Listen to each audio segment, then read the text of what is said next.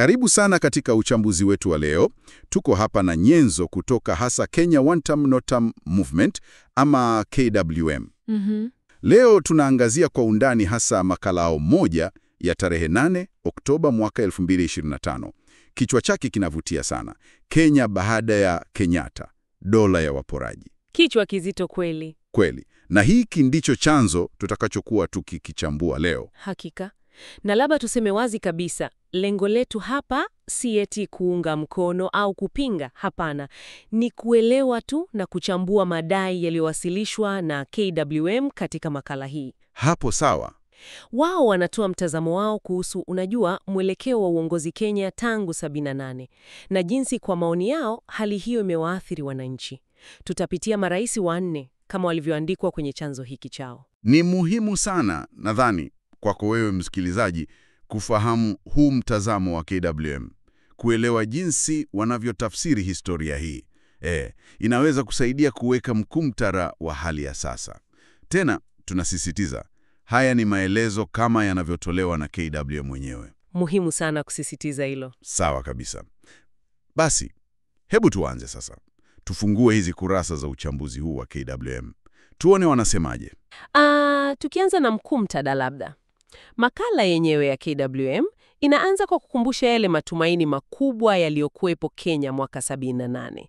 Unajua, baada ya kifo cha rais wa kwanza Jomo Kenyatta. Nakumbuka kipindi hicho kilikuwa na matarajio makubwa. Wengi sana. Kulingana na KWM, Wakenya wengi walitarajia mwisho wa kile walichokiona kama ukandamizaji na ulafi vile katika uongozi. Lakini kama kichwa cha makala kinavyodokeza, inaonekana KWM wanasema sivyo ilivyokuwa. Sivyo kabisa. Kwa mujibu wao, wanadai matumaini hayo hayakudumu. Matarajio ya enzi mpya, wanasema, yalizimwa haraka sana chini ya marais waliofuata: Moi, Kibaki, Uhuru Kenyatta na hatimaye sasa Ruto. Wote wanne. Ndiyo, KWM wanadai kila mmoja kwa wakati wake alishindwa kutimiza ile ahadi ya mwanzo mpya. Na hoja yao kuu inaenda mbali zaidi.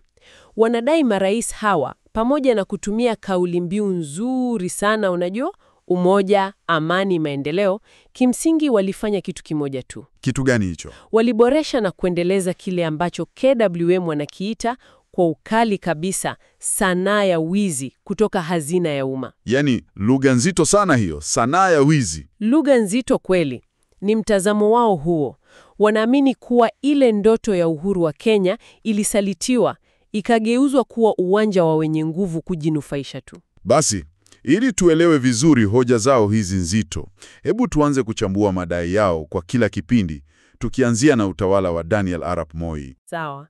Moi aliingia 78. Akaja na ahadi ya muendelezo. Kauli mbiu yake ilikuwa nyayo, kufuata nyayo za Kenyatta. Nakumbuka hiyo nyayo. Lakini KWM wanatoa picha tofauti kabisa. Wanadai utawala wake wa miaka 24 hadi 2002 ulikuwa umejengwa juu ya nguzo mbili: hofu na hongo. Ndivyo wanavyosema. Hofu na hongo. Wanafafanuaje hayo madai yao? Hiyo hofu ilikuwaje kwa mfano? Kwa mujibu wa uchambuzi wa KWM, Moi alijenga mitandao imara ya uaminifu, lakini wanadai ilitegemea rushwa iliyoenea sana. Na wakati huo huo, wanadai alitumia mkono wa chuma kunyamazisha upinzani wowote. Wanataja madai ya watu kukamatwa kiholela, kuteswa, wengine hata kulazimishwa kwenda uhamishoni. Yaani mkono wa chuma kweli. KWM wanadai hii ilikuwa mbinu tu ya kuhakikisha hakuna anayethubutu kuhoji utawala wake. Hofu. Sawa, hiyo ni upande wa hofu. Je, upande wa hongo, chanzo chetu kinasemaje kuhusu usimamizi wa mali ya umma wakati huo? Hapa ndipo KWM wanatumia lugha kali zaidi. Wanadai hazina ya serikali iligeuzwa kuwa kama account binafsi ya rais na wasaidizi wake. Kweli. Ndiyo, wanavyodai. Kila zabuni, kila mkopo wa umma, kila mradi wa maendeleo, kulingana na KWM, lengo la kwanza lilikuwa kuwanufaisha watu wa karibu, kabla ya maslahi ya taifa. Wanadai miradi mingi ilikuwa ya kifisadi tu. Haya ni madai makubwa sana. Je, KWM wanaeleza athari za hii hali wanayoidai kwa huduma zile muhimu kama elimu na afya? Ndio, wanagusia hilo kwa undani kabisa. Kwenye elimu kwa mfano, wanadai sekta hiyo ilidorora vibaya sana. Hiyo ilikuwa tegemeo kwa watoto wa maskini kupata maisha bora, unajua. Kabisa. Wanaelezea madai ya usimamizi mbovu, walimu hawakulipwa kwa wakati, madarasa yalikuwa yanaporomoka, hakuna matengenezo, vitabu, vifaa, shida tupu. KWEMU wanahisi kama hii ilikuwa njia ya kudidimiza uwezo wa raia wa kufikiri kwa kina. Na kwa upande kwa afya je? Wanasemaje? KWM. Vivyo hivyo, wanadai sekta ya afya ilisambaratika. Hospitali za umma, wanasema, hazikuwa na dawa muhimu. Wauguzi, madaktari, walikata tamaa. Wengine walihama nchi kabisa. Hali mbaya. Hali mbaya sana. Na wanadai wagonjwa walikuwa wanakufa wakisubiri huduma ambazo hazikuwepo ama zilikuwa duni sana. KWM wanasema huduma hizi zilipuuzwa kimakusudi. Kwa mtazamo wao, kulikuwa na mkakati gani nyuma ya yote haya? Kwa nini wapuuzwe hivi? KWM wanadai Moi alikuwa bingwa wa kitu wanachokiita siasa ya umaskini. Siasa ya umaskini? Hiyo ina maana gani? Dhana yao ni kwamba ukiweka raia katika hali ya kutokuwa na uhakika wa kiuchumi, hofu, njaa, inakuwa rahisi kuwatawala. Hawatakuwa na nguvu wala muda wa kuhoji uongozi. Wanadai alifahamu saikolojia ya umati ulio kwenye dhiki. Inaleta mantiki fulani kwa mtazamo huo. Je, wanatoa mifano maalum ya uporaji wanaodai? Kashfa zozote? Wanaitaja ile kashfa maarufu ya Goldenberg ya miaka ya 90. Huo ndio mfano wao mkuu. Goldenberg. Naikumbuka hiyo. KWM wanadai hapo mabilioni ya shilingi yaliporwa kutoka hazina kupitia madai ya uongo ya kusafirisha dhahabu na almasi nje. Wanadai pesa zililipwa kwa kampuni hewa. Na licha ya ukubwa wa kashfa yenyewe, KWM wanasema hakuna hatua za kweli zilizochukuliwa kisheria dhidi ya wahusika wakuu. Hili jambo la kuvutia kwenye uchambuzi wao ni jinsi wanavyoona athari za muda mrefu zaidi ya pesa zilizopotea tu. Kabisa. Kinachovutia hapa, kwa mtazamo wa KWM, si tu hizo fedha zilizopotea, ni jinsi wanavyodai Moi aliweka msingi wa utamaduni fulani wa kisiasa. Utamaduni gani huo? Wanadai aliwafundisha viongozi waliofuata na jamii nzima kwamba siasa si huduma, ni biashara, njia ya haraka ya kujitajirisha. Kwamba siasa ni biashara. Ndiyo. Na KWM wanahitimisha kuwa alipoondoka 2002 aliacha urithi mbaya, barabara mbovu, ukosefu mkubwa wa ajira, taasisi za umma dhaifu na zilizojaa rushwa. Huo ndio mtazamo wao. Baada ya miaka 24 ya hayo madai ya KWM kuhusu utawala wa Moi, kukawa na mabadiliko gani alipoingia Mwai Kibaki? Hebu tuangalie hapo. Sasa tunahamia kipindi cha Kibaki 2002 hadi 2013. Na hapa KWM wanakiri waziwazi. Kipindi hiki kilianza na matumaini makubwa mno. Nakumbuka shangwe zilikuwa kubwa sana 2002. Kubwa mno. Ushindi wa Kibaki na NARC ulikuwa kama alfajiri mpya. Watu waliamini ni mwisho wa enzi ya Moi. Ile kauli mbiu ya yote yawezekana bila Moi ilikuwa kila mahali. Na je, KWM wanakubali kulikuwa na mafanikio yoyote mwanzoni? Maana barabara zilijengwa. Ndio, wanakubali kwa kiasi fulani. Makala yao inasema kwa muda mfupi wa mwanzo kulionekana dalili nzuri. Wanataja ile ahadi ya elimu ya msingi bila malipo. Hiyo ilirudisha milioni ya watoto shuleni. Hilo lilikuwa jambo kubwa. Kubwa sana. Pia wanakiri kulikuwa na juhudi za kufufua miundombinu, hasa hizo barabara ulizotaja, ambazo zilikuwa zimesahaulika kabisa. Lakini, kwa kawaida huwa kuna lakini. Inaonekana matumaini hayo, kwa mujibu wa KWM, hayakudumu sana. Nini kilienda mrama, kwa mtazamo wao? Kulingana na KWM, kivuli cha zamani kilirejea haraka sana. Wanataja ile kashfa kubwa ya Anglo Leasing. Hiyo ndio wanayoiona kama tukio lililozima matumaini ya wengi. Anglo Leasing. Ndiyo. Hapo KWM wanadai mikataba ya mabilioni ilitolewa kwa kampuni hewa, eti kwa miradi ya usalama ambayo haikuwepo, na pesa za umma zikapotea tena. Ndivyo wanavyodai. Kwa hiyo KWM wanasema ule mfumo wa ufisadi ulijirekebisha tu, haukuondoka. Hiyo ndiyo hoja yao kuu. Wanadai ule mfumo wa rushwa na uporaji waliosema ulijengwa na Moi haukuondolewa. Ulijifunza kuishi katika mazingira mapya ya utawala wa Kibaki. Wanatumia lugha ya picha. Ipi hiyo? Wanasema rushwa ilivaa suti na kuanza kuzungumzia ukuaji wa uchumi. Yaani, ufisadi uliendelea, lakini kwa njia za kisasa zaidi, chini ya kauli mbiu za maendeleo. Na kuhusu huo ukuaji wa uchumi ambao ulitajwa sana kipindi cha Kibaki, GDP ilipanda, sivyo? KWM wanasemaje? Wanahoji ukuaji huo ulimfikia nani hasa.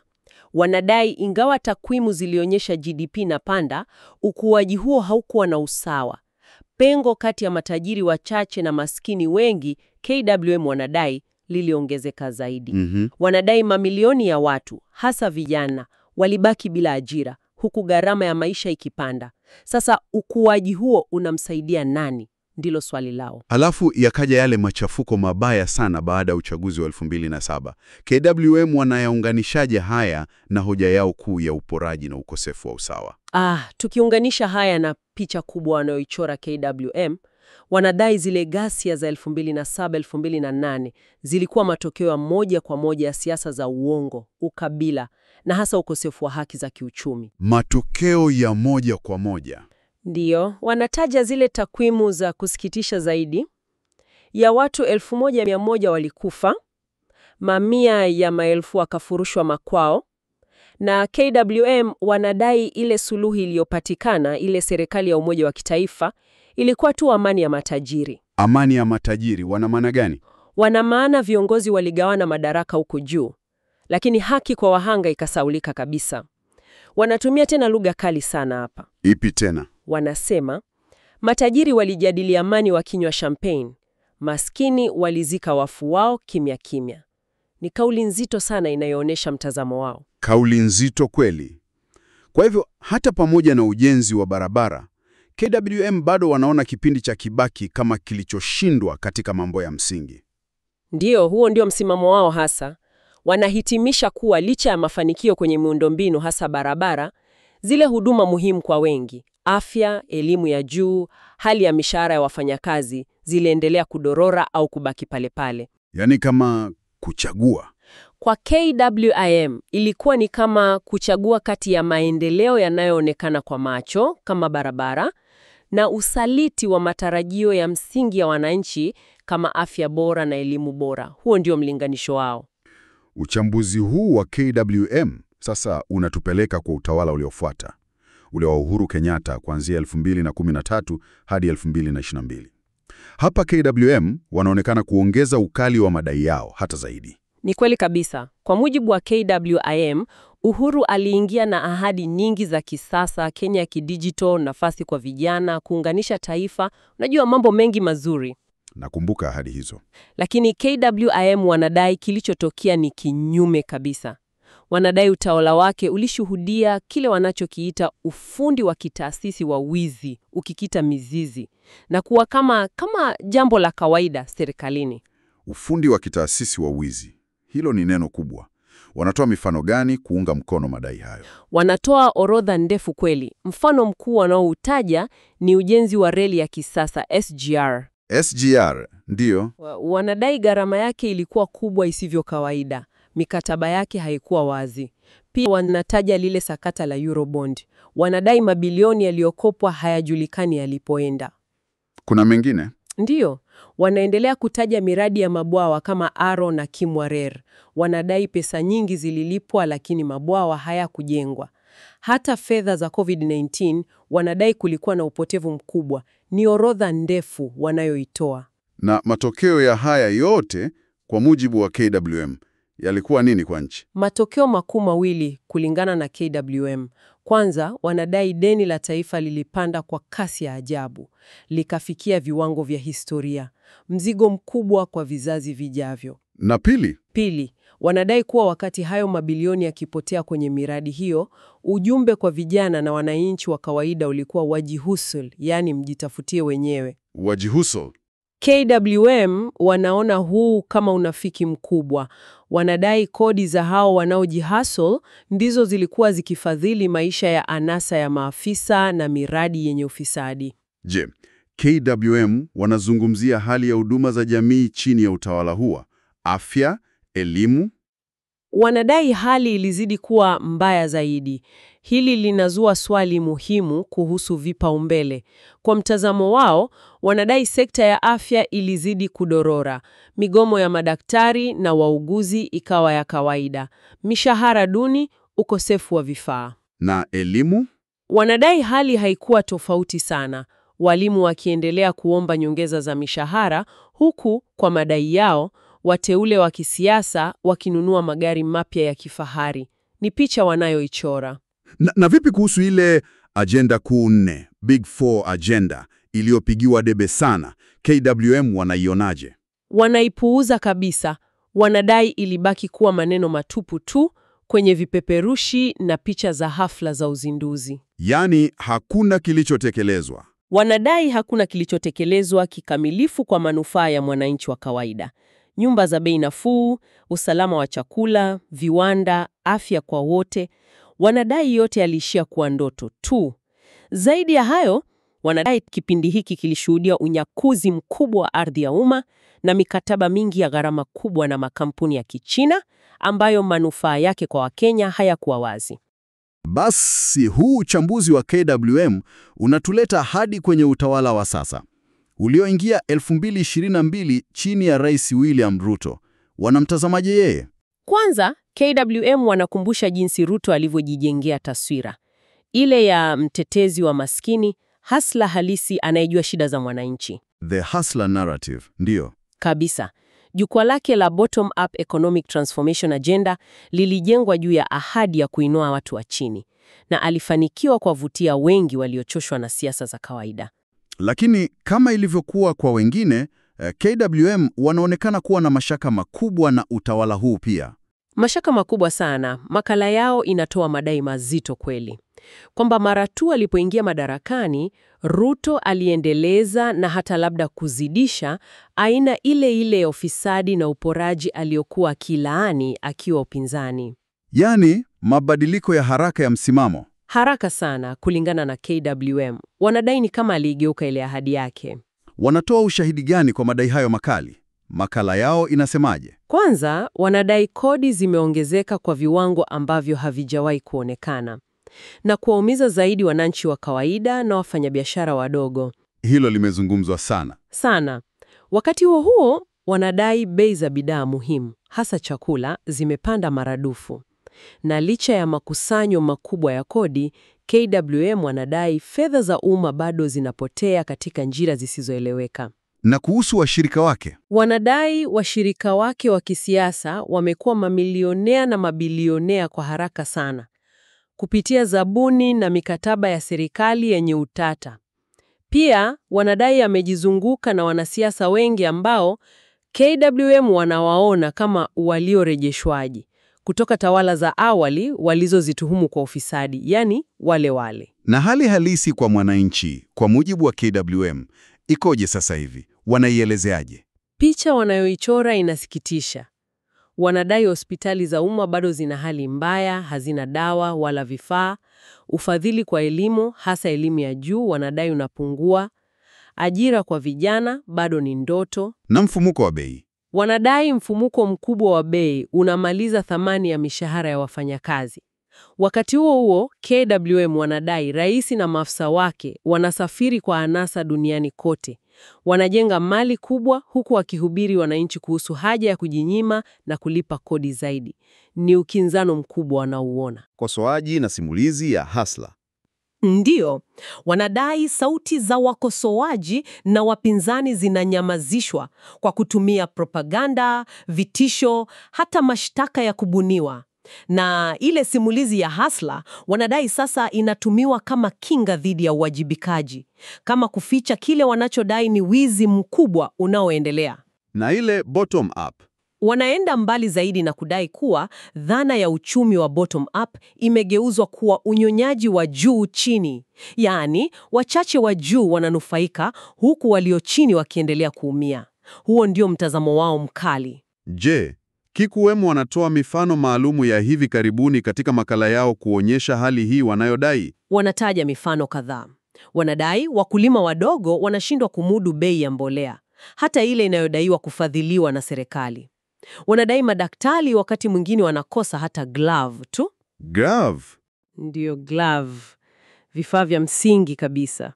Wanadai wanafunzi kutoka familia maskini wanaacha shule kwa kukosa karo, na haya yote wanasisitiza yanatokea wakati kodi zikiendelea kupanda ili kufadhili kile wanachokiita ulafi usiokoma wa serikali. Kwa hiyo tukijumlisha haya yote sasa, picha gani hasa KWM wanajaribu kuipresenta kuhusu Kenya baada ya Kenyatta?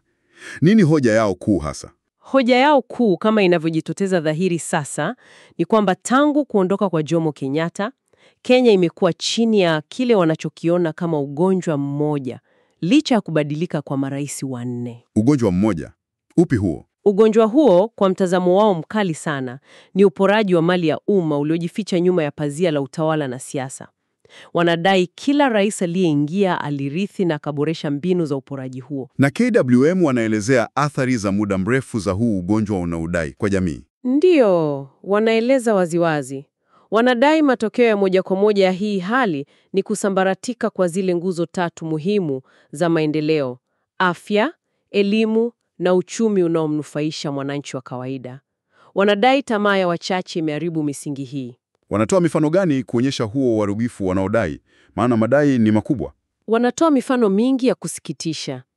Wanadai wagonjwa wanakufa kwa magonjwa yanayotibika tu kwa sababu ya kukosa huduma au dawa. Wanadai watoto sehemu nyingi bado wanasoma chini ya miti au kwenye madarasa yaliyochakaa kabisa. Inasikitisha kusikia hivyo. Kweli.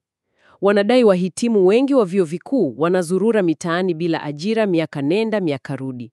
Na wakati huo huo, wanadai kodi zinazokusanywa kwa shida kutoka kwa wananchi zinaishia kupotea kwenye miradi hewa au mifuko ya watu binafsi. Yaani, kwa mtazamo huu wa KWM, rushwa sio tu tatizo na kiuchumi pembeni. Imekuwa ndio mfumo wenyewe wa utawala. Ndivyo wanavyoiona. Na KWM wanaenda mbele zaidi kuchambua kwa nini hali hii wanaoidai imeendelea kwa mioko mingi hivi bila kubadilika sana. Wanazungumzia kila wanachokiita gharama ya ukimya na kifo cha uwajibikaji. Wanadai kuwa kwa sehemu kubwa wananchi wamekuwa wavumilivu kupita kiasi. Wamevumilia uongo na ahadi hewa kwa miaka mingi bila kuchukua hatua madhubuti. Lakini kuna taasisi za kusimamia haki na uwajibikaji, sivyo? Mahakama, EACC. KWM wanasemaje kuhusu hizo? Wana mtazamo hasi sana kuhusu hizo taasisi kulingana na makala yao. Wanadai mfumo wa haki mara nyingi umeonekana kupendelea matajiri na wenye nguvu. Haki hainunuliwi kwa usawa. Na EACC, DCI? Kwa kisiasa zaidi, kunyamazisha wapinzani badala ya kupambana na ufisadi kwa dhati. Na hata vyombo vya habari wanadai vingi vinategemea matangazo ya serikali na makampuni makubwa yanayohusishwa nayo, jambo linalopunguza uwezo wao wa kufichua maovu kwa uhuru. Hata dhana yenyewe ya demokrasia na uchaguzi inawekewa alama ya kuuliza na KWM. Kabisa. Wanaita udanganyifu wa demokrasia. Wanadai chaguzi huamuliwa zaidi na pesa kuliko sera au uwezo. Wanasiasa wanahama vyama kirahisi kutafuta maslahi. Wapiga kura wanahongwa. Na hata baada ya uchaguzi. Hata baada ya uchaguzi, wanadai ni kawaida washindwa kuungana na washindi, zile handshakes. Lakini KWM wanadai sio kwa umoja wa kitaifa, bali ili waweze kushiriki katika kile wanachodai ni kuendelea kwa rushwa na uporaji. Ni mzunguko huo huo. Huu ni uchambuzi mzito sana na wa moja kwa moja kutoka KWM. Sasa, baada ya kuelezea madai yao yote haya magumu, je, wanatoa mapendekezo yoyote? Kuna wito wowote wa kuchukua hatua wanaoutoa? Ndiyo, na hapa ndipo labda kuna mwanga kidogo. Makala ya KWM haikuishia kwenye kulalamika tu. Wanatoa wito wa wazi kwa wananchi. Hoja yao kuu ni kwamba mabadiliko ya kweli hayatatoka kwa viongozi waliopo au wanaotarajia kuingia. Yanatoka wapi sasa? Yanadai mabadiliko lazima yatoke kwa wananchi wenyewe, wakiamua kukataa kudanganywa na kutumiwa tena. Na hapa sasa nadhani ndipo wewe msikilizaji unapohusika moja kwa moja kulingana na huu mtazamo wa KWM. Hasa. KWM wanakumbusha kuwa katiba ya Kenya inasema wazi, mamlaka yote yanatokana na wananchi. Lakini wanaonya, mamlaka hayo kama hayatotumika yanaoza, yanakuwa bure. Wananchi wanayo nguvu, lakini KWM wanahisi hawajaitumia ipasavyo. Kwa hiyo KWM wanapendekeza hatua gani sasa zichukuliwe? Wananchi wafanye nini hasa? Wanapendekeza kitu wanachokiita mwamko wa amani. Muhimu hapa ni amani. Sio wito wa vurugu au mapinduzi. Mwamko wa amani Ni wito wa wananchi kuamka na kutumia nguvu zao za kikatiba na kidemokrasia. Kwanza wanahimiza umoja. Wakenya waungane, kuvuka mipaka ya ukabila, dini, tabaka la kiuchumi. Watambue matatizo yao yanafanana. Pili, Maandalizi. Wananchi wajielimishe kuhusu haki zao, kuhusu bajeti za kaunti na kitaifa, kuhusu utendaji wa viongozi wao. 3, kupiga kura kwa busara, kuchagua viongozi kwa uadilifu na sera, si kwa hongo au kabila. na 4, ufuatiliaji na uwajibikaji, kufuatilia kwa karibu jinsi pesa za umma zinavyotumika maeneo yao na kuwawajibisha viongozi kwa njia zote halali. Ni njia gani hizo halali za kuwawajibisha viongozi ambazo KWM wanapendekeza? Maana hilo ni muhimu. Wanataja njia kadhaa: kuwasilisha malalamiko rasmi kwa taasisi husika, kutumia mahakama kupinga maamuzi yasiyo ya haki, changamoto za kisheria, kushinikiza mabadiliko ya sera kupitia makundi ya kijamii, kutumia nguvu ya umma kwa amani, kuhamasisha na kuelimisha wengine. Yaani kutumia mfumo uliopo kisheria. Ndiyo, KWM wanasisitiza huu si uasi, ni wananchi kudai haki yao ya msingi, ya utu, haki ya kupata afya bora, elimu bora, mishahara inayotosheleza na utawala unaowahudumia kwa uadilifu, sio kuwapora. Ni kudai utu tu. Huu ni wito muhimu sana unaotolewa na KWM katika makala yao. Na labda hapa katikati ya mjadala wetu mzito, ni wakati mzuri kukukumbusha wewe msikilizaji kuhusu wito wao masusi wa kuchukua hatua sasa. KWM wanakualika ujiunge na harakati zao. Unaweza kufanya hivyo kwa kutembelea tovuti yao www.wantamnotam.com.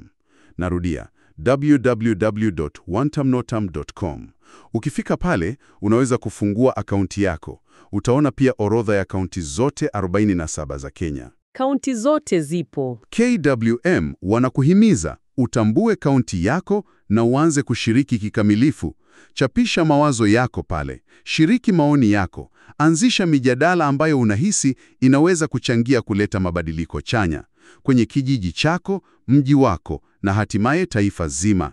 Huu ni wito kutoka KWM. Tembelea www.bwantamnotam.com.